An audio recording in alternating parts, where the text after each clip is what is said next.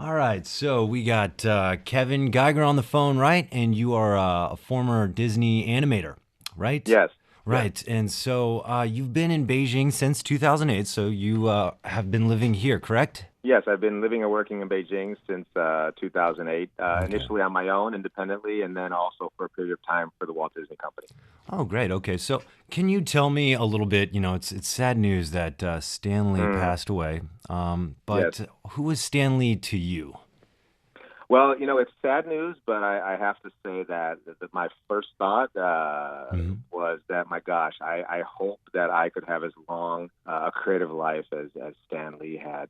This man Absolutely. was somebody who I basically grew up on his work. Hmm. The comics, the characters, the stories.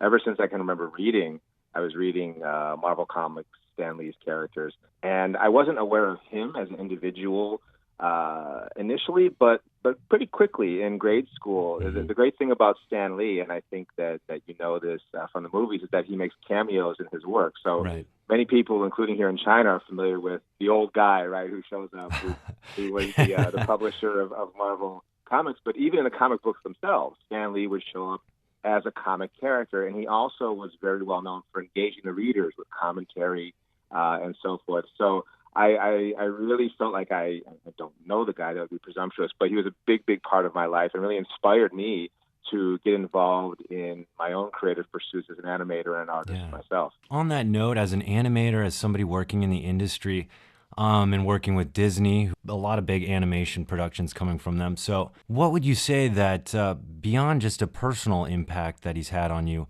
what would you say the impact Stan Lee has had on the industry of animation? Can you describe that a little bit? Yes, and I'll springboard off of how he revolutionized comics and then and Absolutely, then please. roll that into animation. He really transformed everything.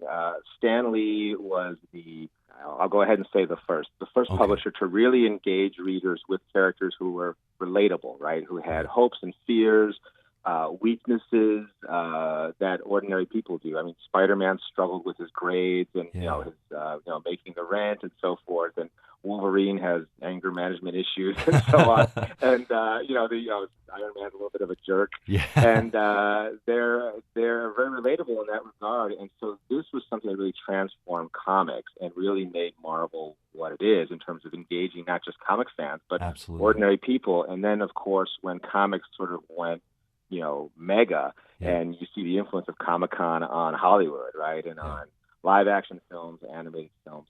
Um, his influence really engendered this I think real emphasis on engaging the audience, whether it's a reader or a viewer, with an identifiable Hmm. character who might be super in some way, but is also very ordinary and gettable in another way. So you'd say like somebody who like creating characters that have, they're that superhero that we can't necessarily relate to, these powers that, they have control of. But inside there's also that human aspect that allows us to at least on some level feel what it's like to be these people, right? That is really cool. Exactly. And for you can imagine for a kid, right, a Yeah. 10, 11-year-old kid who's maybe getting picked on in school or feels like nobody understands them, to read about a character who a superhero who has Yeah. these same feelings, that really speaks to you. And I think the fact that these characters, Yeah. whether in comic form or film form, have been successful around the world, different cultures here in China, the U.S., Europe, really speaks to, I guess, the universality Hmm. of the humanity of the characters that he was able to find and bring forward. Absolutely. In fact, if you could talk a little bit about maybe Marvel's reception and possibly Stan Lee's work reception, however pertains to China, has Marvel, has Stan Lee's work kind of created ripples here in the Middle Kingdom? Oh yes, I mean, of course, it's very well known that the Marvel Cinematic Universe Hmm. has really made a toehold in mainland China, and people find the characters very, even though they're not Chinese characters, Right. and they're very American in many respects, Hmm. in terms of their behavior and the banter and so forth. Hmm. They're very engaging, right? And people here, and of course, the action sequences, the humor, all of that, it seems to translate very well. And then what happens is that in China, it's interesting that for people like myself coming up from the USA, we came up through the comics and then remember the early movies that were not done so well. And now seeing the movies that have really, like under Kevin Feige and so forth, have really like found a way to, I think, be faithful to Stan Lee's vision. Right. We came up through the comics, but then you see people in China who are seeing the movies first Right. and then going back into the comics and going, oh, wow, there's this whole sort of like constellation of books that they may or may not have known about. And then, like I mentioned, the cameos. I was really quite surprised to see how many people in Chinese audiences, when Stan Lee popped up, right, as a bus driver or as an old man feeding pigeons, commenting on something in the movie, would turn to each other and like, there he is, there he is. And like, wow, they all know. And I think it was his enthusiasm, right? He would be over here at conferences. You'd see him on the news saying a little bit. The energy, just the raw energy and enthusiasm just burning off of this guy. It was like he was like an incandescent candle. Yeah. And really, I think, unique in that respect. So maybe like a final question here for you. Who is your favorite Stan Lee superhero and why? Wow. I know. I had to. I would have to say Doctor Strange. Doctor Strange. Cool. And he's kind of not, he's not exactly A-list, right? He's sort of like on the he's one of the later movies.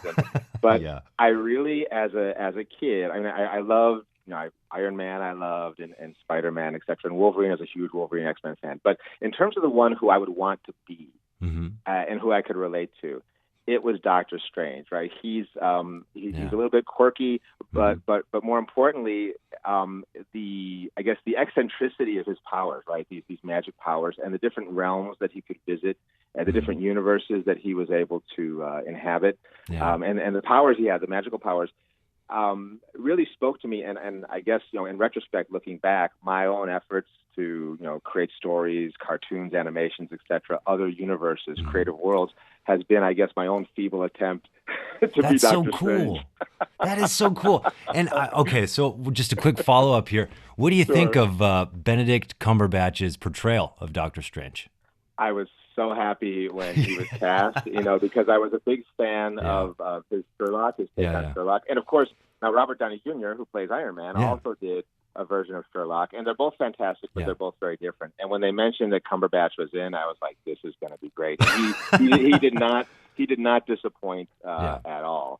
Yeah. So very happy about that. And looking forward to, to the next the Avengers? Infinity War. The next Avengers. And it's sad that it wasn't really a joke. People were saying, oh, the one character who won't be coming back, is Stan himself, right? Yeah. But I think he's watching from wherever he is, and probably very happy that all of this has come to fruition in the way that it did. Yeah, hopefully he has the best seats in the house, I think he does. He always does. Well, thank you so much for your time, and thank you for all of this. This was wonderful. Thank you. I appreciate it. And, as Stan would say, Excelsior. Excelsior, sir. Have a good day.